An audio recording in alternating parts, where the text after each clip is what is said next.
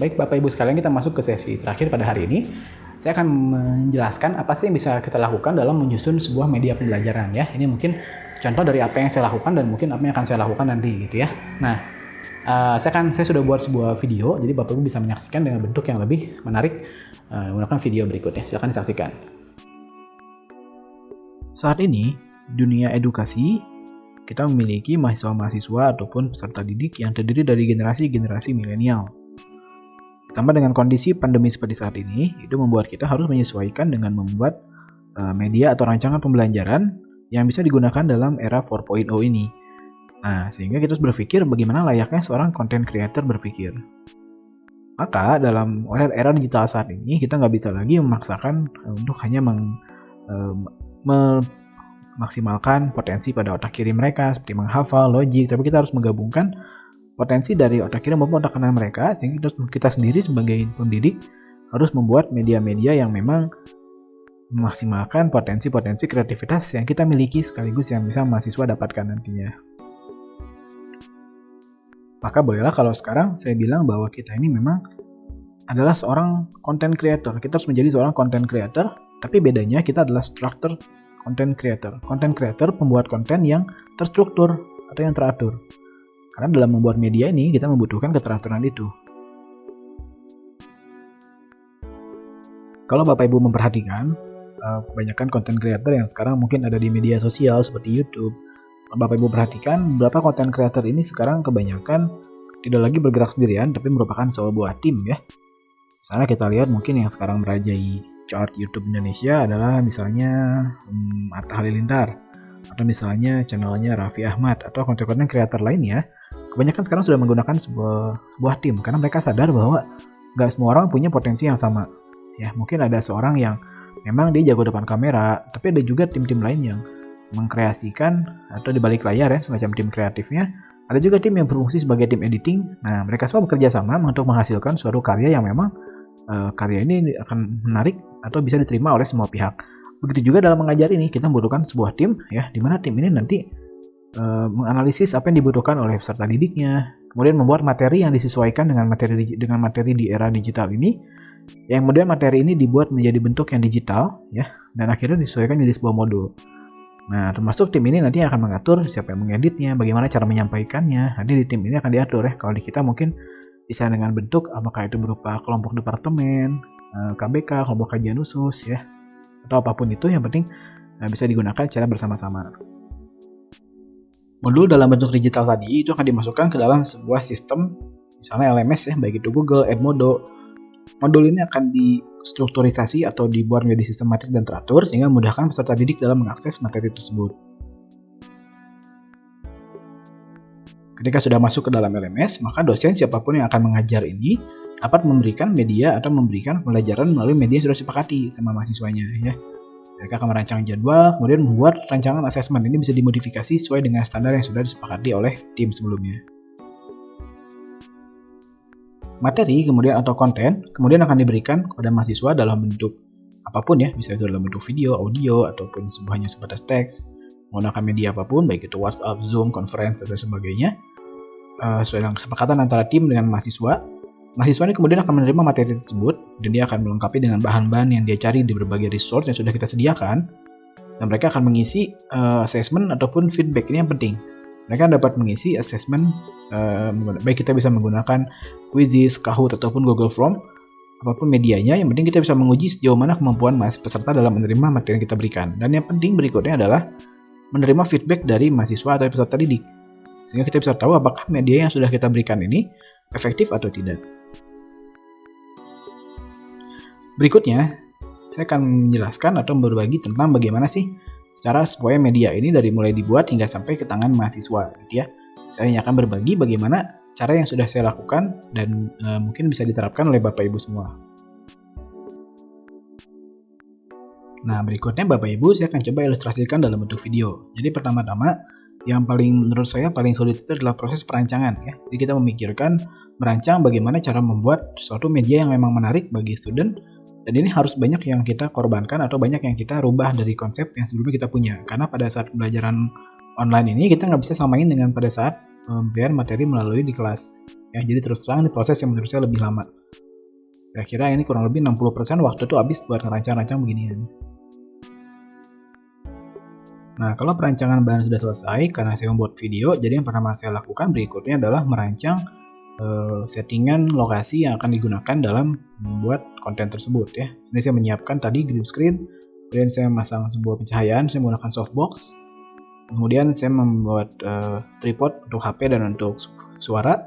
Di sini saya menyiapkan juga biasanya laptop yang dekat supaya kita bisa mengakses atau membuat materi ini kelihatan sejauh mungkin ya. Kalau sudah kita bisa prepare. Biasanya kadang karena bagian bawah tidak kelihatan, jadi kadang-kadang kita mungkin atasnya pakai kemeja batik, mungkin bawahnya hanya menggunakan celana pendek atau sarung gitu ya. Nah di sini baru kita memulai syuting dan membuat sesuai dengan yang tadi sudah kita susun ya. Ini lumayan lama prosesnya karena banyak retake ulang. Kalau hasilnya kurang memuaskan kita take ulang. Gitu. Untuk mengambil gambar di sini saya menggunakan HP yang biasa aja sebetulnya kualitasnya. Gambar ini kemudian ditembakkan langsung dengan menggunakan softbox ya, sebuah lampu cahaya. Nanti di sini saya menggunakan juga mikrofon untuk mengambil suara. Mikrofon yang saya pakai juga bukan mikrofon yang mahal sebetulnya, saya pakai merek Boya ini, ada yang tipenya shotgun seperti ini, biasanya dipakai buat ditaruh di atas meja. Tapi kalau untuk video kebanyakan saya pakai yang modelnya model lavalier atau model clip-on. Jadi ini lebih praktis untuk digunakan dalam memberikan materi dalam melakukan video, sehingga suaranya kita nggak usah banyak gerak, dan dia otomatis akan tertangkap oleh clip-on ini. Untuk cahaya biasanya saya pakai lampu 2, ini lampu continuous softbox. Ini sebenarnya nggak butuh mahal juga, tapi ada versi sederhananya. Saya punya versi yang dibuat dari neon biasa dan triplek. Karena video yang saya gunakan kebanyakan menampilkan wajah, jadi saya perlu sebuah green screen. Jadi green screen ini saya beli yang versi sederhananya aja. Ini kain hijau beli di pasar baru, tempel pakai selotip di tembok. Nah, green screen ini buat apa? Yang bisa kita lihat tadi ya, kita bisa ngubah layar hijau di belakang ini menjadi beberapa gambar atau video, misalnya kayak gini. Ataupun misalnya kayak gini. Nah, kita lihat. Ini banyak banget yang bisa kita manfaatkan dari green screen ini. Nah, kalau udah siap, biasanya laptop ini saya taruh di dekat saya pakai meja kecil supaya kelihatan pada saat mau ngejelasin depan kamera. Kita bisa juga atur menggunakan pointer supaya kelihatan dari jarak jauh. Nah, kalau udah selesai, barulah kita bisa mulai masuk proses syuting. Ini kita pastiin juga suara-suaranya nggak ada suara-suara bising ya. Tadi pagi pas saya syuting ini, kebetulan suaranya bising banget, jadi agak mengganggu gitu. Nah, kita pastiin suaranya bising, kemudian handphone juga biasanya di airplane mode dan nggak ada yang menghubungi. Dan kita juga harus sering-sering cut ya, karena nggak bisa kita shoot dari awal sampai akhir, takutnya di tengah-tengah ada yang gagal semua. Jadi kita syuting dikit-dikit, jadi kita cut dikit-dikit. Kita lihat hasilnya, kalau kurang bagus kita ulang lagi, kalau udah bagus kita lihat dulu sampai kurang ada bagus baru kita anggap cukup. Itu kira-kira ini mungkin proses yang sebenarnya agak ribet, tapi hasilnya bisa bikin puas karena ada kreativitas kita yang disalurin di sini.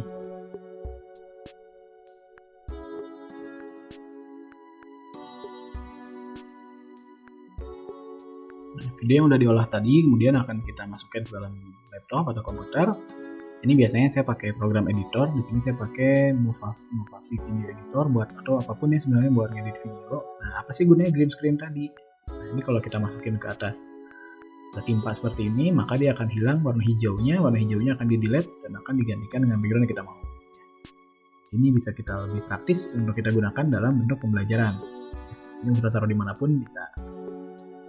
Nah, hasil proses editingnya banyak, kita ngedit dari mulai setiap gambar, kemudian suara, kemudian kita sinkronin sama setiap slide gitu ya.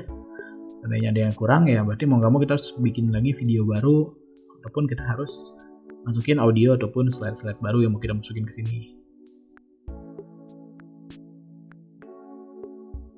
Nah, kalau misalnya videonya ada yang kurang jelas suaranya, maka mau nggak mau dubbing ulang pakai mikrofon. Di sini saya ngerekam ulang, record ulang. Atau bisa juga saya pakai mikrofon ini kalau memang bahannya kebetulan mau dibikin dalam bentuk audio. Kayak misalnya buat bikin di Discord atau di podcast. Maka saya biasanya pakai mikrofon ini buat langsung rekam dan buat ngambil suara supaya lebih jelas suaranya dan bisa lebih mudah diakses oleh teman-teman.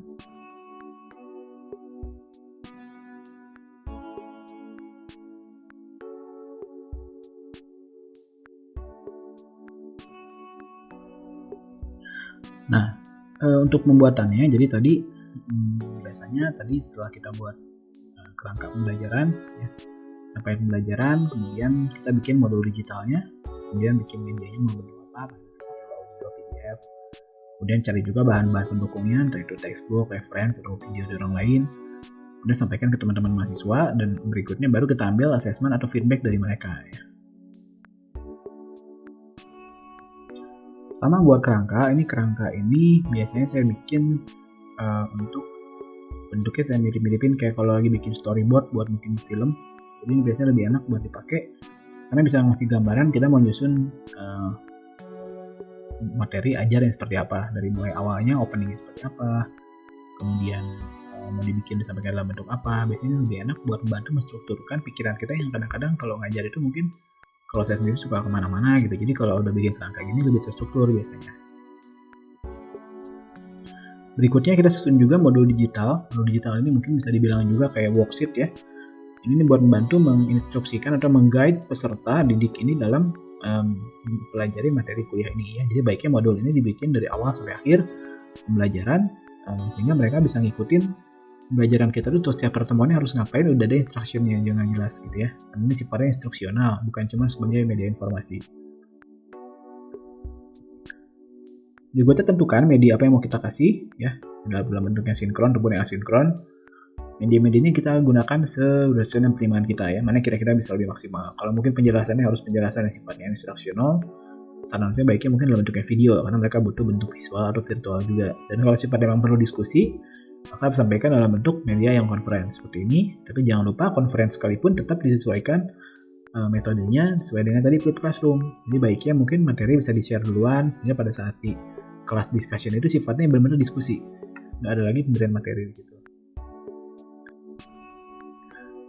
Berikutnya bahan pembelajaran, ini baiknya kita sortasi, kita manage dulu menggunakan LMS ya, entah itu Classroom, Edmodo, ataupun LMS di masing-masing kampus. Nah ini kita sortasi sesuai dengan modulnya, kita bikin sedetail mungkin, topik ini, modul ini, kemudian itu diambil dari course apa gitu ya, harus ngapain di situ. Nah ini LMS ini gunanya buat membantu mensortasi yang seperti itu. Terakhir, kita buat juga media buat evaluasi. Yang pertama evaluasi pesertanya jelas, kita bikin evaluasi buat mereka, misalnya apa itu dalam bentuk quiz ya. Quiznya bisa pakai Google Quiz biasa, ini praktis. Atau kalau mau yang lebih fun, biasanya orang ada yang pakai Kahoot atau Quizizz. Ini mereka bikin seolah evaluasi jadi kayak main game gitu ya. Jadi kadang-kadang mereka lebih antusias juga. Karena disitu ada scoringnya, bisa battle, bisa segala macam. Nah jangan lupa bikin juga mungkin project atau apapun ya, tugas yang bisa diberikan untuk mereka dalam mendemonstrasikan experience-nya. Karena waktu mungkin pembelajaran online ini, waktunya akan lebih singkat, sehingga banyak waktu yang bisa digunakan dalam mereka berdiskusi, melakukan assignment gitu. Jadi bisa digunakan, di spare waktunya bisa digunakan untuk hal tersebut. Oke Bapak Ibu semua, itu tadi video yang sedikit menggambarkan bagaimana sih proses media itu atau bagaimana proses membuat media pembelajaran ini dari mulai step perencanaan gitu ya sampai ke delivery pada seasonnya. Itu yang bisa kita lakukan untuk memaksimalkan media ini supaya bisa dipahami oleh semua mahasiswa. Mungkin memang kelihatannya seperti yang rumit, tapi padahal enggak. Bapak bisa lihat tadi apa yang saya gunakan itu semuanya budgetnya low budget semua ya. Bahkan itu softbook yang saya pakai itu kalau Bapak Ibu tahu, saya bikin modalnya hanya sekitar 70.000, nggak nyampe deh 40 ribuan gitu ya. Jadi pada akhirnya semua juga bisa kita sesuaikan budgetnya, bisa kita gunakan, dan sekali lagi menyesuaikan dengan budget pada mahasiswa juga gitu ya. Dan enaknya media virtual ini karena di digital ini storage-nya bisa kita simpan dalam dunia digital ya. Maka one day kita butuh, misalnya insya Allah kita udah masuk ke tatap muka lagi gitu ya. Dan memang kita berhalangan hadir pada saat itu, kita udah punya modulnya yang mungkin bisa kita sampaikan untuk mengganti pertemuan tersebut. Gitu. Dan modul ini akan sangat bermanfaat ketika suatu saat nanti kita membutuhkan dokumentasi atau membutuhkan